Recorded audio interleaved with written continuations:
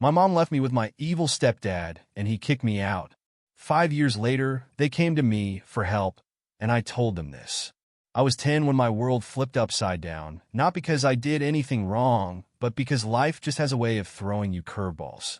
My dad had been the center of my world, the guy who'd lift me on his shoulders at football games and spend weekends teaching me how to fix just about anything. Then one rainy Thursday afternoon, he was gone, just like that, in a car accident that left me and my mom in a fog of disbelief and sorrow. The next couple of years felt like we were stuck in some kind of limbo. Mom was shattered, drifting through her days with a hollowed-out look that made our home feel more like a mausoleum than a place filled with memories of laughter and life. I missed her almost as much as I missed Dad, even though she was right there. Things started to change when I was 12. Mom met Mark at a teacher's conference. She was a math teacher, always passionate about her numbers and equations, and Mark was a counselor at a different school. He had a smile that seemed to bring Mom back to life. For the first time in years, I saw a flicker of happiness in her eyes. They started dating, and it didn't take long before Mark was coming over for dinner most nights, filling our quiet house with his booming voice and endless sports stories. At first, I tried to like him. I really did. He tried too, awkwardly offering to throw a football around or take me to baseball games. But it always felt forced, like he was checking boxes on how to be a good stepdad. When they got married a year later, right after I turned 13, I remember standing at the back of the crowd, watching Mom laugh and dance. A lighter version of herself that I hadn't seen in years. It was enough to make me swallow any doubts. Maybe this was a good thing. Maybe we could be a family again. But as the weeks turned into months, the facade started to crack. Mark had a way of marking his territory, so to speak. His stuff began to replace the things Dad had left behind. His golf clubs in the closet where Dad's old fishing gear used to be. His modern art on the walls where Dad's photos of us used to hang. It wasn't just physical space he was taking over. It was everything. Our routines, our traditions. They all started to morph into what Mark wanted. He was subtle at first with his comments. A joke here about my still childish bedroom wallpaper. A comment there about how a real man would start pulling his weight around the house. I was 13, trying to navigate school, grief, and now this stranger critiquing every part of my existence. I remember one evening, I was finishing up a model airplane, something Dad and I had started together. Mark walked in, took one look at it, and laughed. "You're still playing with toys?" He scoffed. "Why don't you do something useful instead?" His words felt like a slap, dismissing not just what I was doing, but dismissing Dad. Dismissing me. Mom saw it happen. I saw the flicker of pain in her eyes. But then she smoothed it over with a laugh. "Mark's just teasing," she said, pulling me into a side hug. "Why don't you show him that school project you were working on? I bet he'd love to see what you've accomplished." It was always like that. She was mediating, smoothing things over, asking me to be the bigger person. And I tried, really I did. I changed the wallpaper, took on more chores, tried to talk about sports and cars, things Mark liked. But nothing changed the fact that I wasn't his. And he made sure I knew it. The worst part was feeling like I was losing Mom all over again. She was there, but she wasn't. She'd side with Mark, or she'd dismiss my feelings, telling me I was being too sensitive or that I needed to give him a chance. "When you're older, you'll understand," she'd say. "Mark wants what's best for us. He's trying his own way." But his way felt like erasing who I was, erasing Dad from our lives. I spent more time in my room, more time at friends' houses, anywhere I could feel normal, anywhere I could breathe. When I turned 15, things got tougher. I got a part-time job at a local grocery store, thinking I could start saving for a car, maybe college. That's when Mark decided I should start paying rent. "It's time you learn about real life," he told me one night at dinner, a stern look on his face. "You want to act grown up? You can start by contributing like one." Mom hesitated. I saw in her eyes. But then she nodded. "It might be good for you," she said. "Teach you some responsibility." So there went half my paycheck into Mark's hands every month. It wasn't just the money. It was the principle.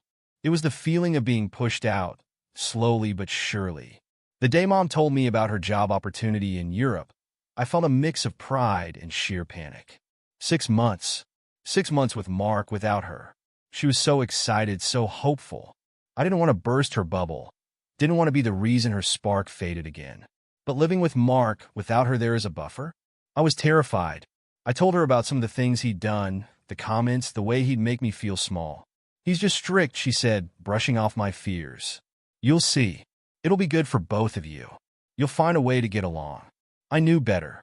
I knew there was no getting along with someone who didn't want me there in the first place. But I nodded, kept my objections to myself, and helped her pack. When we drove her to the airport, I felt like I was watching my last lifeline disappear into the clouds. The ride back home was silent, heavy. Mark's hand on my shoulder wasn't comforting. It was a reminder of the weight about to press down on me. Things are going to change, he said, his voice low, almost a whisper. And I knew they would, just not in the way Mom hoped they would. With Mom gone, the house felt different, colder, emptier. Mark's presence loomed larger, without her there to soften his sharp edges. I remember thinking that first night, staring at the ceiling in my room, that it was going to be a long 6 months. I wasn't wrong. Mark wasted no time establishing his new rules. The morning after Mom left, he laid them out at breakfast, a list he must have been preparing for weeks. Curfews were stricter, chores were doubled, and any minor slip-up was met with a disproportionate amount of criticism. The worst part? He decided that my time on the computer or phone would be limited, only an hour a day, because he believed technology was making me lazy. It wasn't just about control. It was as if he was trying to reshape me into someone else, someone more to his liking, quiet, submissive, invisible. Any attempt I made to argue or explain was quickly shut down with a harsh, "My house, my rules." One evening, I was finishing up my homework in the living room, math, my worst subject. Mark was watching a football game, yelling at the TV as his team fumbled yet again. I tried to focus on the equations in front of me, but the noise was too much. "Can you maybe turn it down a bit?" I asked, my voice hesitant. It was a simple request, one I hoped he'd understand, given the stack of books around me. He turned to me, his face twisted in annoyance. "This is the only time I get to relax. You can go study in your room." My lamp broke. "I don't have enough light in there," I replied, trying to keep my voice steady. Mark scoffed, turning back to the game. "Sounds like a you problem. Be more careful next time." But it wasn't that I had been careless. He knew that. The lamp was one of the many things that had mysteriously stopped working or gone missing since he'd started ruling the house with his iron fist. It was his passive-aggressive way of telling me that even my space wasn't mine anymore. As the days turned into weeks, the house felt smaller, the air thicker. I spent more time out, staying late at school, hanging out at the library, anywhere but home. It wasn't a solution, but it was a temporary escape from the constant tension. Then came the incident with my bike. It was an old thing, a hand-me-down from my dad, but it was mine, and it was freedom. One Saturday, I planned to meet a couple of friends at the park. I went to the shed to get my bike, only to find it wasn't there. Panicked, I searched around before confronting Mark, who was in the garage, tinkering with his car. "Do you know where my bike is?" I asked, my heart pounding. "Oh, that old thing?" He didn't even bother looking up. "I gave it away." "You're too old for that junk. It was taking up space." "You gave it away?" My voice cracked. "It was mine. You can't just give away my stuff." Mark finally looked at me, his expression cold and unyielding. "I can, and I did. You need to grow up and stop clinging to your childish things. Besides, it's my garage. I decide what stays and what goes." I remember feeling so powerless, so small. That bike wasn't just a bike. It was one of the last pieces of my dad I had left. But arguing with Mark was futile. He'd made that clear. So I walked away, fists clenched, the loss of the bike feeling like another link to my dad severed. My friends were sympathetic when I told them what happened. They tried to cheer me up, but the damage was done. It wasn't just about the bike. It was about every little thing that Mark did to erase my presence, my past, my identity. School became my only solace, and even that was becoming difficult. My grades, once decent, began to slip. Teachers noticed, asked questions, but what could I tell them? That my stepdad was a tyrant? That I was miserable? I kept to myself, mumbled something about being tired, and promised to try harder.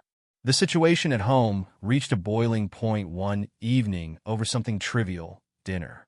Mark had decided to cook, something he rarely did, and he expected gratitude and praise for his efforts. The meal was fine, but I wasn't in the mood to play the part of the grateful son. I was quiet, ate without comment, and that set him off. "You ungrateful little brat," he hissed as he cleared the dishes. "I go out of my way to make a nice dinner, and you can't even muster a thank you?"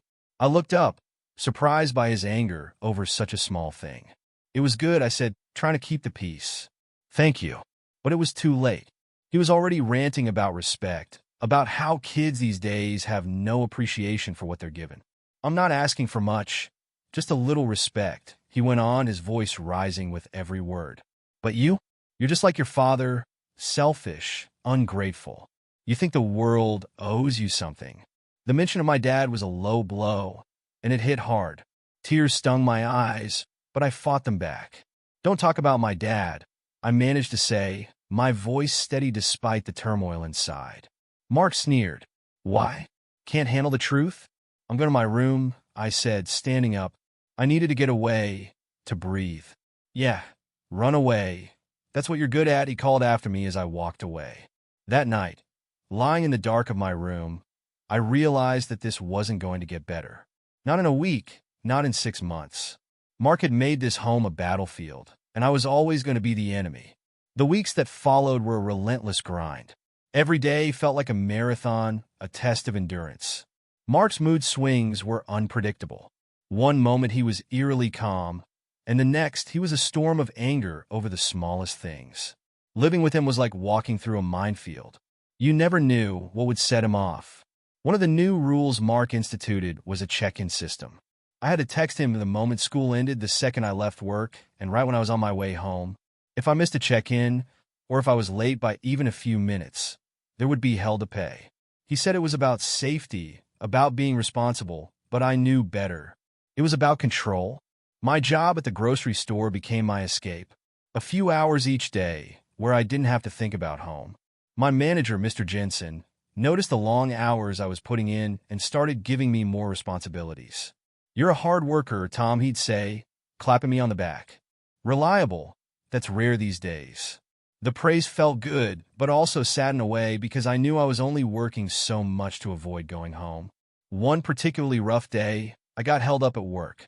A late delivery threw everything off schedule, and I missed my check-in time with Mark by 15 minutes.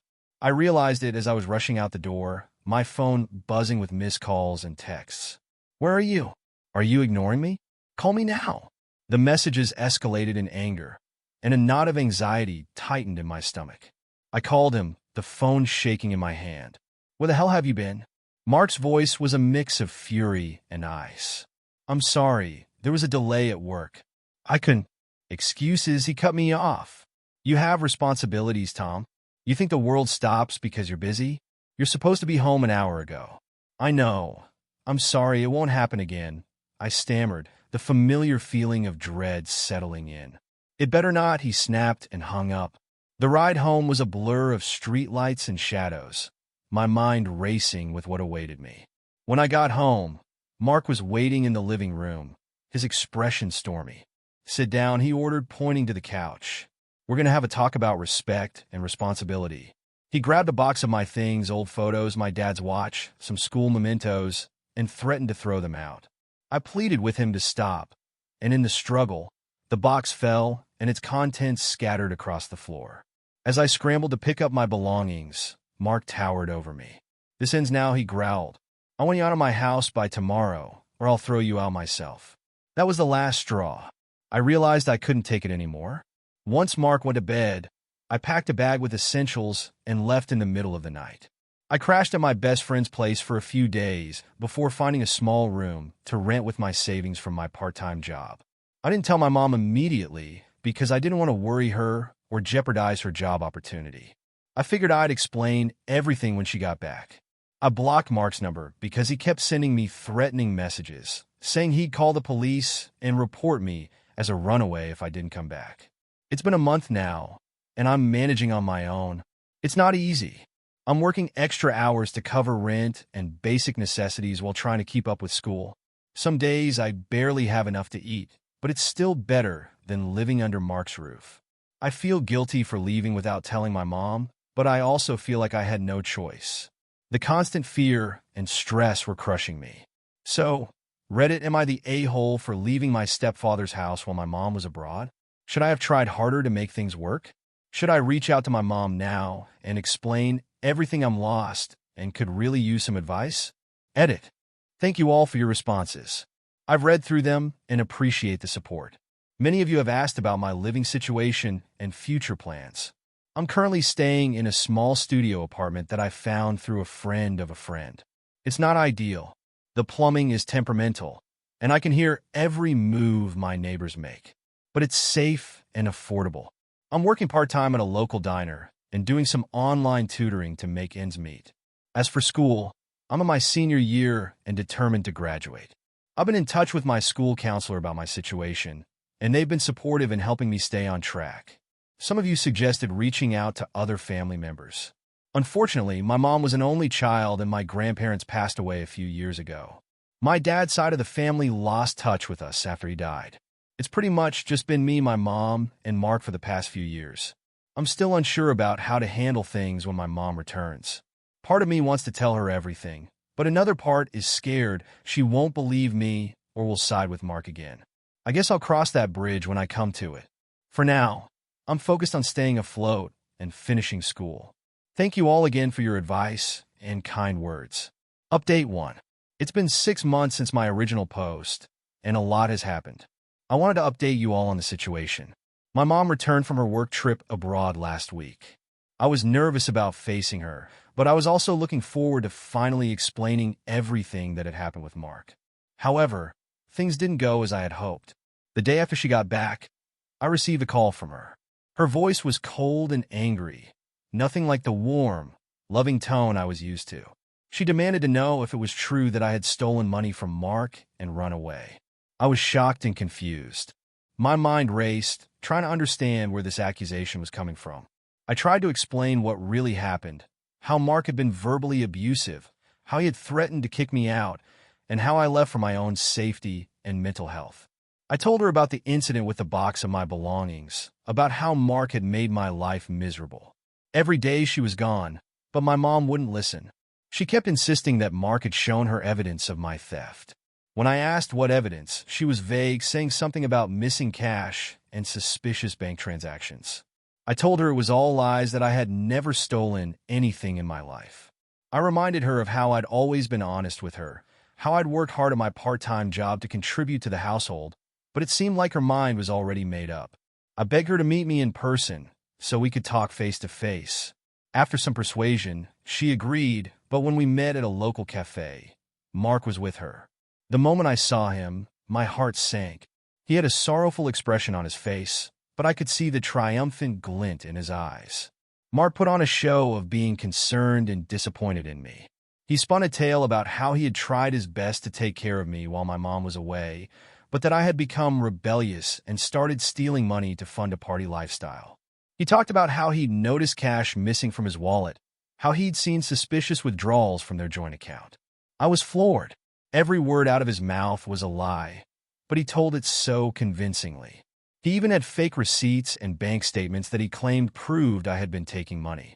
I don't know how he fabricated them, but they looked real enough to fool my mom. He talked about how he'd tried to confront me about it, but I had run away instead of facing the consequences. I tried desperately to defend myself, to tell my side of the story. I explained how I'd been working extra shifts to support myself, how I'd been struggling to make ends meet in my small apartment. I told him about the nights I'd gone to bed hungry because I couldn't afford both food and rent. I pleaded with my mom to remember how I'd always been responsible with money, how I'd never given her any reason to doubt me before. But Mark had clearly been working on my mom for weeks before she returned. He had poisoned her against me, making her believe I was a troubled, ungrateful kid who had taken advantage of her absence. He painted himself as the victim, a concerned stepfather who had only wanted to help his wayward stepson. The worst part was seeing the look of disappointment and anger in my mom's eyes. She told me she couldn't believe I would do this to her, that she had trusted me to behave while she was gone. When I tried to explain about Mark's behavior, she accused me of trying to shift blame and making up lies about my caring stepfather.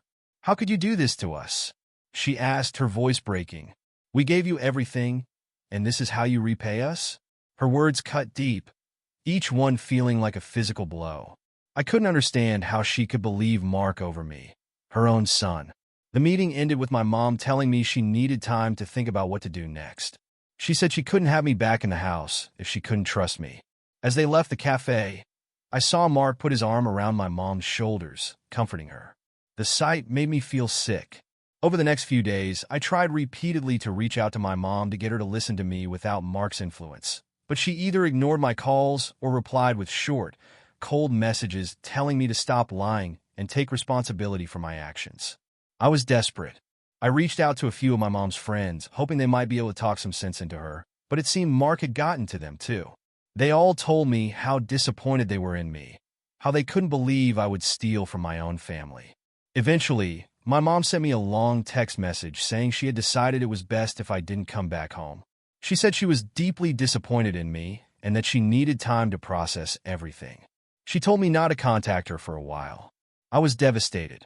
Not only had I lost my home, but I had also lost my mom, the one person I thought would always be on my side. Mark had managed to manipulate her completely, turning her against her own son. The next few weeks were a blur. I threw myself into work and school, trying to keep my mind off the gaping hole in my life where my family used to be. I had trouble sleeping often, lying awake at night, replaying the conversations in my head, wondering what I could have said differently to make my mom believe me.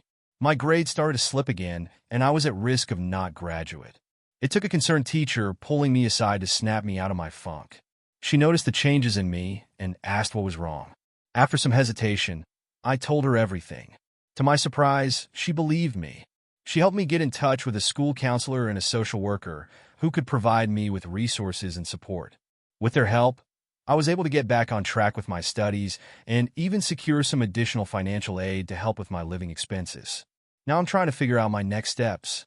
I'm still in my small apartment, working as much as I can to support myself. I've reached out to a few trusted teachers at school who have been supportive and are helping me navigate finishing high school as an independent student. I'm hurt, angry, and scared about the future. The betrayal by my mom stings deeply, and there are days when the loneliness feels overwhelming. But I'm also determined to prove Mark wrong and show my mom the truth someday. I don't know if our relationship will ever be the same, but I haven't given up hope entirely for now. I'm focusing on graduating high school and planning for college. It won't be easy, but I'm determined to build a better life for myself, with or without my family's support. Thank you all for your support on my original post. If anyone has advice on how to move forward from here, I'd really appreciate it. How do I heal from this betrayal? How do I build a life for myself when I feel so alone? Any words of wisdom would be welcome. Update 5 years later. It's been 5 years since my last update, and my life has changed dramatically. I wanted to share what's happened and get some perspective on a recent development. After high school, I threw myself into my studies and work. The pain of losing my family was still raw, but I channeled that hurt into determination. I managed to get a scholarship to a state university, majoring in computer science to make ends meet. I juggled multiple part-time jobs working at the university library, doing freelance web design, and even delivering pizzas on weekends. College was challenging, but also liberating. For the first time in years, I felt free from the constant fear and anxiety that had plagued me. Living with Mark, I made friends who became like family to me, and I even started seeing a therapist to work through the trauma of my past. I graduated with honors, landing a job at a promising tech startup right out of college. The work was demanding with long hours and high pressure, but I thrived on the challenge. It felt good to be valued for my skills and work ethic, something I hadn't experienced in a long time. Over the past 3 years, I've worked my way up in the company. I started as a junior developer, but my dedication and innovative ideas caught the attention of the higher-ups. I was promoted to team lead within a year, and recently, I was made lead developer for our main product. Our startup recently secured a huge investment, catapulting us into the big leagues of the tech world. With this came a significant salary increase for me, along with stock options that could be worth a substantial amount if the company continues to grow. For the first time in my life, I'm not just financially stable, but comfortable. I bought my first car, moved into a nice apartment, and even started putting money aside for the future. Throughout this time, I had no contact with my mom or Mark. It was hard, especially during holidays and milestones like my college graduation and job promotions. There were nights when I'd lie awake wondering if my mom ever thought about me, if she ever regretted believing Mark over me. But I focused on building a new life for myself and creating a chosen family with close friends and mentors. Last week, out of the blue, I received a call from a number I didn't recognize. When I answered, there was a moment of silence, and then I heard a voice I hadn't heard in 5 years. It was my mom. Her voice sounded tired and desperate, nothing like the confident, loving mom I remembered from my childhood. She told me she and Mark were in financial trouble. Apparently, Mark had made some bad investments, and they were facing foreclosure on their house. The company Mark worked for had gone bankrupt, leaving him unemployed for the past year. They had burned through their savings and were now drowning in debt. My mom apologized for everything that had happened years ago. Her voice cracked as she admitted that she had realized over time that Mark had been manipulating her. She said she regretted not believing me and that the guilt had been eating at her for years. She asked if we could meet to talk things over to try and mend our relationship. I was stunned. For years, I had imagined this moment, my mom realizing the truth, reaching out to reconnect. But now that it was happening, I felt a whirlwind of emotions: hope, anger, sadness, and a lingering sense of betrayal. After a long pause, I agreed to meet her at a cafe, the same one where we had our confrontation 5 years ago. When I arrived, I was surprised to see both my mom and Mark there. My mom looked older and worn down, her hair grayed, and her face lined with worry. Mark seemed to have lost the arrogant air he once had, his shoulders slumped and his eyes downcast. They explained their situation in more detail. They were months behind on their mortgage payments, and the bank was threatening to take their house. Mark had lost his job when his company folded, and despite trying, he hadn't been able to find steady work since. My mom's salary as a teacher wasn't enough to cover their debts and living expenses. As they talked, I noticed the dynamic between them had changed. My mom seemed more assertive, often cutting Mark off or correcting him. Mark, on the other hand, appeared subdued, a far cry from the domineering man I remembered. Then came the real reason for their reaching out. They asked if I could lend them money to help them get back on their feet. They had heard through mutual acquaintances about my success in the tech industry and thought I might be in a position to help. I sat there listening to their plea, feeling a mix of emotions. Part of me felt vindicated. They were finally admitting that Mark had lied and manipulated the situation years ago. But another part of me was angry that they only reached out when they needed something from me. My mom reached across the table, taking my hand in hers. "I know we don't deserve your help," she said, tears in her eyes. "What we did to you is unforgivable. But we're desperate. We have nowhere else to turn," Mark chimed in, his voice lacking the confidence it once had. "I know you have every reason to hate me," he said. "I treated you terribly. I let my jealousy and insecurity poison everything. I'm not asking for forgiveness, but I am truly sorry for what I did." Their apologies stirred up old memories and pain. I thought about the lonely nights in my tiny apartment, struggling to make ends meet. I remembered the feeling of betrayal when my own mother chose to believe a lie over her son's truth. After they finished talking, I took a deep breath and told them I needed time to think about it. I left the cafe without making any promises, their pleading eyes following me as I walked away. Now I'm torn. On one hand, I've worked hard for my success, and I don't feel I owe them anything after how they treated me. Mark's lies cost me my relationship with my mom and forced me to fend for myself at a young age. Part of me wants to refuse and let them face the consequences of their actions. On the other hand, despite everything, I still care about my mom. The thought of her being homeless or struggling tugs at my heart. But I'm worried that if I help them, I'll be opening myself up to further manipulation or expectations of ongoing support. I'm also concerned about the impact this could have on my own financial stability. While I'm doing well now, I'm not sure if I can afford to bail them out without compromising my own future. The startup world is volatile, and there's no guarantee my current success will last. There's also the question of forgiveness. Can I truly move past what happened? Is it possible to rebuild a relationship with my mom after such a profound betrayal? And what about Mark? Well, he apologized. Can I ever trust him or have him in my life again? I've spent the last week mulling over these questions, unable to come to a decision. I've talked it over with my closest friends and even brought it up in a session with my therapist. Everyone has different opinions, but ultimately they all say the same thing. It's my decision to make. Part of me is tempted to help to be the bigger person and extend an olive branch. Maybe this could be the first step in healing old wounds and rebuilding my relationship with my mom. But another part of me is scared of being hurt again, of opening myself up to the pain I've worked so hard to overcome. So Reddit. I find myself asking once again, am I the a-hole if I refuse to help my mom and stepdad financially after everything that's happened? Should I give them another chance or protect myself and the life I've built? I'm at a crossroads and I could really use some outside perspective.